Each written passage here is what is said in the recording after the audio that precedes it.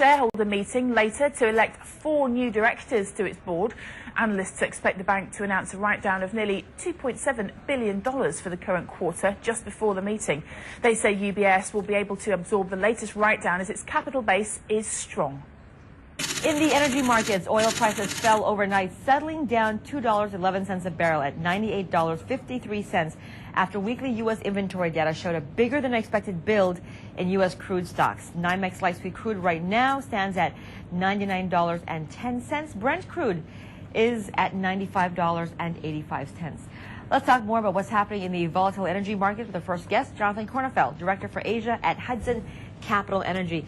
Jonathan, let me get your views, first of all, on this bailout package that has made it through one chamber in the U.S. Congress. It is expected to pass the House as well. The impact you see happening on the energy markets? I think what everyone is looking for right now is a short-term burst higher, and especially in crude oil. Maybe test the 105 level again, and because the bill isn't going to be voted on until Friday night Asian time, I would guess Monday or Tuesday or Wednesday of next week to see the market go higher. I think that is a perfect opportunity actually to buy some cheap puts on the downside, especially in WTI or Brent, because the medium-term trend for crude oil is certainly lower for the end of 2008 and probably the first half of 2009. We're certainly going to see the market push lower. There's a lot of supply news right now and demand news as well that shows us this market should be going lower. We're seeing imports increase into the U.S. because of the Gustav and Ike. The hurricanes are basically over, so there's more imports coming in.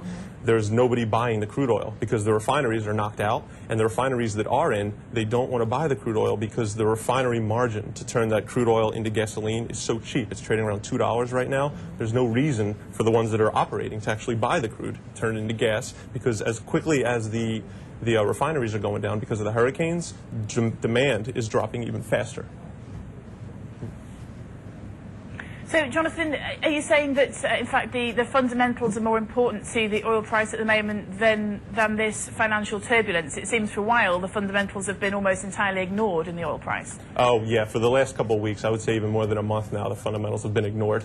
In the longer term, of course, the market is always searching for the point where demand is restrained but not destroyed. I think in that sense, once we start to return more to a fundamental level, you're going to switch maybe another week now after this bill passes and everyone realizes it's not an instant fix. It may be a long-term fix, but it's not an instant fix. Everyone's going to focus again on demand destruction. They're going to focus on the supply starting to build again, and then nobody wants gasoline anymore because people are driving a lot less. Price is going to come off a lot.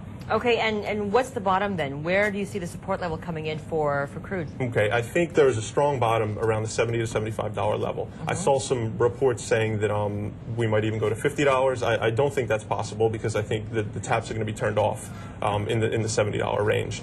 Certainly the market overshot on the upside. We almost traded $150. It can definitely overshoot on the downside, so it's possible to go below 70. I don't think the producers are going to let that happen. You're going to see hedgers stepping into the market in the $90 and $80 range. There's going to be a lot of buying in that area because they want to get a hold of these prices before we go back up again, which we most certainly will in the longer term.